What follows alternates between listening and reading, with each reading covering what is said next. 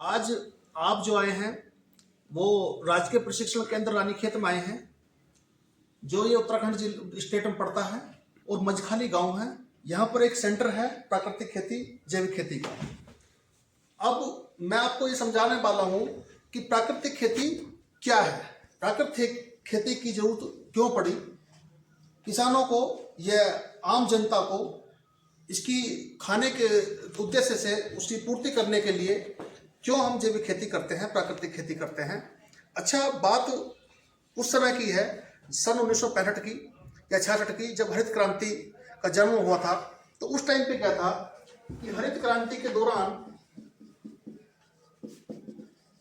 ये 1965 में थी, 66, उस टाइम पर हमें लगता था कि हमें मात्रात्मक रूप में क्वांटिटी की जरूरत थी। हमें जो अन्न चाहिए था क्वांटिटी में चाहिए था, क्योंकि हमारे देश की जनता भूखी मर रही थी। जब भूखी मर रही थी तो हमें क्वांटिटी में अन्न की जरूरत पड़ी। तो हमने हरित क्रांति का जन्म हुआ, और हरित क्रांति में उस टाइम पर हमने रसायन का प्रयोग करा, अंधाधुंध प्रयोग करा, और हमने मात्रा तो बढ़ा ली, उत्पादन तो बढ़ा लिया, लेकिन हम उसकी क्वालिटी को भूल गए। लेकिन आज जो समय है, आज समय क्वांटिटी का नहीं है, आज समय है क्वालिटी का। क्वालिटी का क्वालिटी क्या है? हमें चाहिए प्राकृतिक अन्न, जैविक अन्न, जैविक पदार्थ जो हमें खाना है, अन्न खाना है, हमें रोटियां खानी है। तो हमें क्या चाहिए कि वो पूर्ण रूप से प्राकृतिक हो, नेचुरल हो, ताकि हम बीमार कम पड़े, हाइपरटेंशन कम हो, शुगर लेवल रहे, कोलेस्ट्रॉल कम हो, ताकि हमारी जो आने वाली जनरेशन है वो अच्छे से सर्वाइव कर सके। इसलिए हमें क्वालिटी की जरूरत है, और क्वालिटी मेंटेन करने के लिए हमको प्राकृतिक खेती करनी पड़ेगी। कोई दिक्कत नहीं। प्राकृतिक खेती जब हम करेंगे तो इसमें क्या है कि हमारी राज्य सरकारें, भारत सरकारें अनुदान पर खेती कराती हैं। कई प्रकार की योजनाएं चल रही हैं, परंपरागत कृषि विकास योजनाएं, नमामि गंगे योजनाएं, और हमारी अभी जो आई है वो प्राकृतिक खेती योजना चल रही है। और सरकार इसमें बहुत मोटा बजट वहन कर रही है। जो किसान इसकी खेती करते हैं उनको लगभग 50 से लेकर 80% तक अनुदान खेत पर मिलता है। दूसरी बात ये हो जाती है कि जो कुछ श्री अन्न एक योजना सरकार ने चलाई है, श्री अन्न योजना में 10 मोटे अनाजों का प्रयोग किया गया है। उसमें अनाज कौन कौन से होते हैं? उसमें अनाज होते हैं रागी, मंडवा, कुटको, कुटकी, चैना, ज्वार, बाजरा, सांवा, ये फसलें होती हैं। और इन फसलों का जो अधिक से अधिक मात्रा में उत्पादन हमारे किसान भाई करें। जो इनको करेगा उनके लिए बीज की उपलब्ध जो मात्रा है वो निःशुल्क है, सरकार इसको देती है। प्रत्येक राज्य कृषि बीज भंडारों पर ये प्रयुक्त मात्रा में मिनीकिट के रूप में मिलती है। तो किसान भाई ज्यादा से ज्यादा मात्रा में इनको बोएं और पुराने कल्चर पे आए। तो बात क्वालिटी की चल रही थी, और क्वालिटी हमें मेंटेन करना है, क्योंकि हमें अपना स्वास्थ्य। डॉक्टर साहब, एक क्वेश्चन है आपसे, ये बताएं कि जैविक खेती की आप बात कर रहे थे, जैविक खेती की वर्तमान समय में हमें क्यों आवश्यकता है, क्यों करें, जबकि इससे किसान को इससे खेती करने से प्रोडक्शन नहीं मिल पाता है, या ना के बराबर प्रोडक्शन मिलता है, नुकसान होता है किसान को। तो कैसे आप इस पर प्रकाश डालें? बहुत अच्छा क्वेश्चन करा है आपने डॉक्टर साहब। आपने जो आपका क्वेश्चन है, जैविक खेती की जरूरत क्यों पड़ी। अच्छा, हम पिछले वर्षों से रसायन खेती कर रहे थे, जिसका प्रभाव हमारे शरीर पर, हमारी माताओं बहनों पर, बच्चों पर इतना पड़ा कि जो वो उनका जो शारीरिक स्ट्रक्चर था वो डिस्टरबेंस हो गया। उसमें मानसिक खराबी आने शुरू हो गई है, हाइपरटेंशन का शिकार होने लगे, कैंसर होने लगा, दमा, अस्थमा बढ़ने लगा, क्योंकि फंजीसाइड का प्रयोग, लीवर किडनी भी सही से काम नहीं कर रहे हैं। हाँ, पेस्टिसाइड का प्रयोग, फंजीसाइड का प्रयोग ज्यादा हो रहा है। जब इसको हमको जो है बंद करना पड़ेगा, तब हम स्वस्थ रहेंगे। और स्वस्थ रहने के लिए मैं ये नहीं कहता कि आप 1 एकड़ में या 1 हेक्टेयर में या उत्पादन बेचने के लिए करें, बेचने के लिए मत करो। 1 बीघे या 2 बीघे में आप उत्पादन अपना कर सकते हैं, अपने परिवार के लिए कर सकते हैं, ताकि आपका परिवार स्वस्थ रह सके। और हमारी मिट्टी भी तो इससे बीमार हुई है। मिट्टी, भूमि की जो उर्वरा शक्ति है वो भी तो घटी है, भूमि की भी जो प्रोडक्शन देने की क्षमता वो भी घटी है, जो हम केमिकल का जो हम प्रयोग कर रहे हैं। डॉक्टर साहब, तो उसके बारे में थोड़ा सा बताएं। देखिए, एक सेंट्रल गवर्नमेंट ने एक योजना चलाई है, सोयल हेल्थ कार्ड योजना, सोयल हेल्थ कार्ड योजना, हेल्थ कार्ड।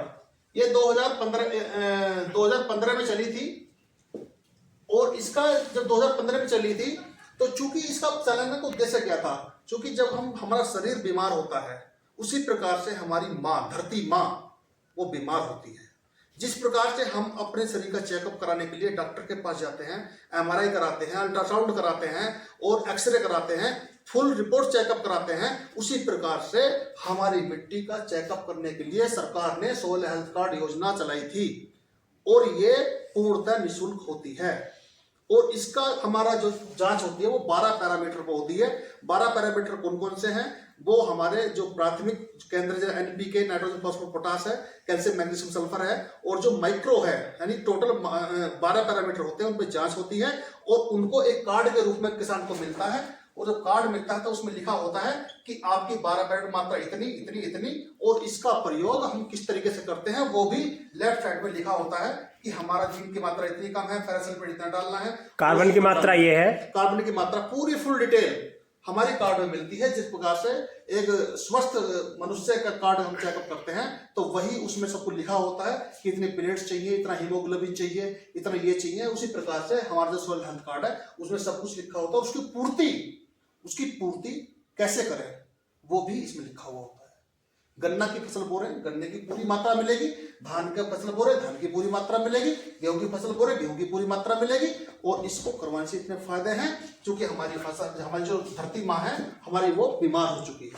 उसको सही करने के लिए सोइल टेस्ट कराना पड़ेगा, और सोइल टेस्ट करा करके उसी हिसाब से आप जैविक खेती करें, उसी हिसाब से आपको जो हमारे खाद्य वो हैं, उर्वरक हैं या फर्टिलाइजर हैं, वो प्रयोग करें। तो डॉक्टर साहब ये बताओ, अगर आप ये कह रहे हैं कि रासायनिक चीजों का इस्तेमाल नहीं करना चाहिए, तो फिर किसान अपने उत्पादन को बढ़ाने के लिए किन पदार्थों का इस्तेमाल करे या क्या करे इसकी जगह? Very good question. क्या नाम आपका? नितिन कुमार। आपने बहुत अच्छा क्वेश्चन करा है कि रसायनों का जो विकल्प है वो क्या हो सकता है। उसकी एक मिनट आप इधर देखिए, आप जो रसायन मात्रा नहीं डाल सकते, रसायन उर्वरक, तो वो क्या डालें? अच्छा, नंबर एक आता है हमारा यूरिया हमें नहीं लगाना, और यूरिया की जगह हम ऐसा चीज क्या लगाएं कि यूरिया की मात्रा हमारी मेंटेन हो जाए। तो हम उसके लिए एक तो हरी खाद बो सकते हैं, उसमें नाइट्रोजन पर्याप्त मात्रा में होता है, और 40 से 45 दिन की फसल को उसे काट लेते हैं। दूसरा, हरी खाद में हम किस के लिए? हरी खाद, सनई, ढैंचा, ये चीज बो सकते हैं। और जो है इसमें दलहनी फसल है। इसमें एक बात का ध्यान जरूर रखें कि जब इसकी कटाई करें तो फल फूल आने से पहले करें। Point to be noted. फल फूल आने से पहले क्यों करें, ये क्वेश्चन बनता है। वो इसलिए करें, अगर फल फूल उस पर आ गया तो वो नाइट्रोजन सारा वेस्ट हो जाएगा, और नाइट्रोजन की मात्रा फल फूल में लग जाएगी और वो पौधे में नहीं रहेगी। लगभग 40 से 45 दिन के बीच, लगभग 40 से 45 दिन में खेत में ही खड़ी जोत दें, तो इससे इसका यूरिया का भरपूर मात्रा में इसका विकल्प बन जाएगा। दूसरा है हमारा डीएपी अगर ना दे तो क्या दें, ये क्वेश्चन आपका है। डीएपी ना दे तो आप इसमें क्या कर सकते हैं। नंबर 1, आपको इसमें जो हमारा पीएसबी कल्चर है, फास्फोरस सोलुबिलाइजिंग बैक्टीरिया। नंबर 2 है स्यूडोमोनास। नंबर 3 आपका इसका डीएपी होगा फास्फोरस में, आप जो है इसका सिंगल सुपरफास्ट, जीवामृत या घन जीवामृत भी बना करके इसका प्रयोग कर सकते हैं। जीवामृत बना करके, जीवामृत या घन जीवामृत लिक्विड रूप में और घन जीवामृत सूखा रूप में है। ये डीएपी का है। और एक है हमारा माइकोराइजा का प्रयोग ये करते हैं कि जड़ों का फैलाव करने के लिए इसका माइक्रोराइजा का प्रयोग करते हैं, और ये डीएपी के बेहतर विकल्प हो सकते हैं। दूसरा आता है एमओपी, म्यूरेट ऑफ पोटाश। ना डालें तो क्या डालें? अच्छा, पोटाश का काम ये होता है कि दाने में चमक पैदा करना। पोटाश काम क्या है? दाने में चमक पैदा करना। और हम इसका विकल्प कैसे करेंगे? देखिए, यूरिया का विकल्प होगा, डीएपी हो गया। नंबर इसमें बनाएंगे हम आपको आपका पंचगव्य।